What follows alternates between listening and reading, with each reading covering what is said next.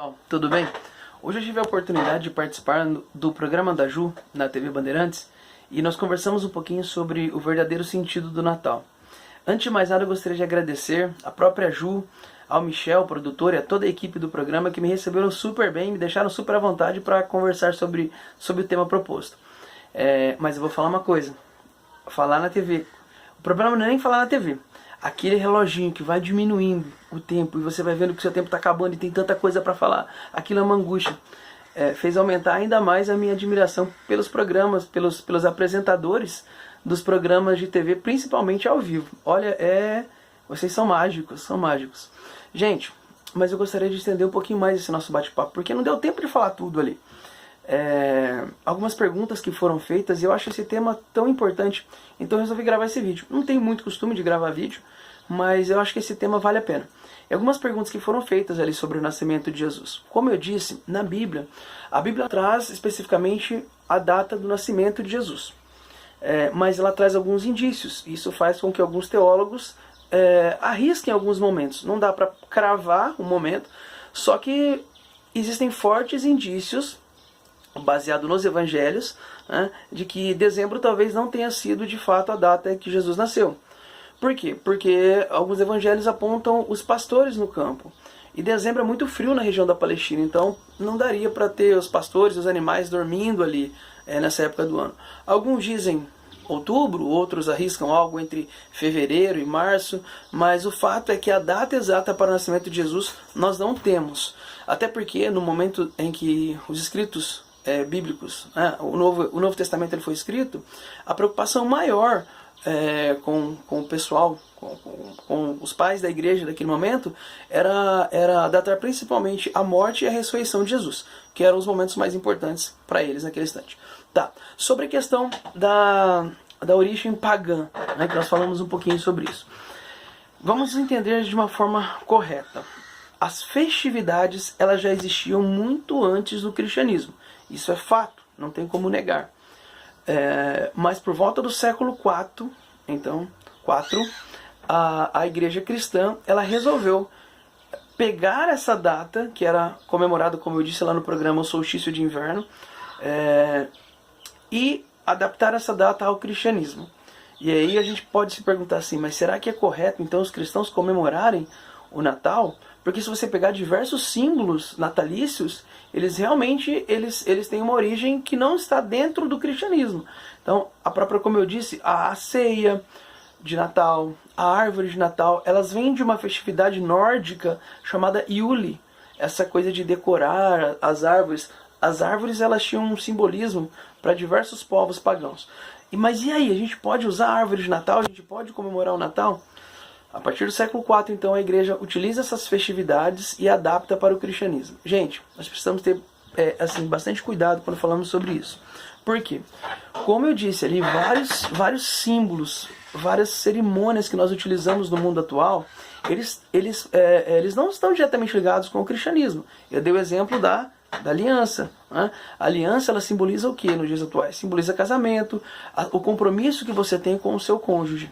Mas, como eu disse, a aliança, o ato de usar a aliança, ele tem origem pagã. Outra coisa que eu poderia, não falei no programa, mas eu poderia citar também, é a questão de várias coisas relacionadas aos atos fúnebres que nós temos hoje. A coroa de flores, por exemplo. Agora, o exemplo maior que eu queria dar é a cruz. Se um romano pudesse avançar no tempo e chegar até os nossos dias e olhasse uma igreja cristã e visse uma cruz em cima da igreja, ele ia falar, esse povo é louco. Por quê? Para os romanos, a cruz é símbolo de vergonha. A cruz era o símbolo de algo que levava à morte. A cruz era a pena de morte. Com a morte de Jesus, ele transformou totalmente o sentido da cruz. A cruz deixou de ser um símbolo de pena de morte. A cruz deixou de ser um símbolo de vergonha e se tornou um símbolo de redenção, um símbolo de salvação. Então é só um exemplo de algo também que não nasce com um sentido muito nobre. A cruz, ela é pelo contrário, e hoje para nós cristãos ela tem um significado todo especial. Nós precisamos deixar bem claro que o Natal, hoje, ele está diretamente ligado para nós cristãos como a data do nascimento de Jesus. Ah, não foi exatamente nesse momento? Ok, mas o importante é que nós celebramos. É legal você ter um momento onde você pode celebrar o nascimento de Jesus. É legal você ter um momento onde você pode repensar a sua vida cristã. E como eu disse, se Jesus é o grande aniversariante desse momento, por que não dar para ele de presente a sua vida? Por que não repensar os seus atos e talvez seguir aquilo que Cristo tem como ideal para a nossa vida? Eu imagino que a sociedade ela seria tão melhor se nós praticássemos a cada dia os valores ensinados por Cristo. Tenta pensar que na Bíblia tem no livro de João tem um verso que é muito legal, que diz assim: no princípio era o Verbo, e o Verbo estava com Deus, e o Verbo era Deus, e o Verbo se fez carne e habitou entre os homens.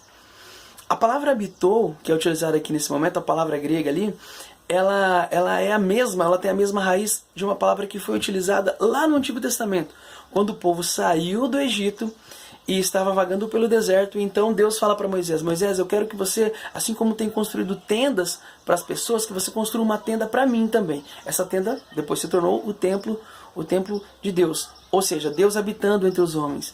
E quando a gente fala do nascimento de Jesus, o apóstolo João, ele destaca esse ponto de que o nascimento de Jesus é Deus habitando entre os homens. E é interessante você notar que o próprio nome, Yeshua, Jesus, ele é um derivativo de um nome hebraico que é Josué, que significa o quê? Aquele que salva. Então Jesus, ele nasce para salvar o ser humano. Jesus, ele nasce para dar a oportunidade de vida eterna. E salvar do quê? Do pecado. Salvar do pecado. Nós temos então com o nascimento de Jesus uma oportunidade de vida eterna. Esse é o grande sentido do Natal. Infelizmente, nos últimos anos a gente vem percebendo que cada vez mais o Natal está ligado totalmente à questão comercial. Em alguns países onde o cristianismo nem é tão forte, o Natal também é comemorado, como eu disse, no Japão. Só que ele não tem esse apelo cristão, é puramente comercial. Meu querido, minha querida que está assistindo esse vídeo, se você chegou até aqui, por favor, se existe algo que te entristece no Natal relacionado com questões materiais, eu sei que talvez não seja fácil, mas ore a Deus, peça para que Ele te dê sabedoria, para que você possa viver o verdadeiro espírito de Natal. No sentido de que você permita que Jesus nasça no seu coração, muito mais do que nascer no mundo, mas que Ele nasça no seu coração, que Ele transforme a sua vida. Não fique triste porque de repente você não conseguiu comprar tudo aquilo que você queria. Não fique triste porque de repente você não conseguiu ter a ceia de Natal que você gostaria de ter. Não fique triste se de repente você não tem ainda o carro ou a casa que você sonha. Lembre-se que Jesus nasceu para te dar a oportunidade de vida eterna. E esse é o verdadeiro sentido de Natal. É por isso que nós celebramos. Porque Jesus, Ele quer me levar para o céu. Ele quer me levar para casa. E quer levar você também. Que Deus te abençoe nesse Natal. Que nós possamos comemorar, acima de tudo, uma oportunidade de vida eterna que nasce junto com Jesus para cada um de nós. Um grande abraço e que Deus te abençoe.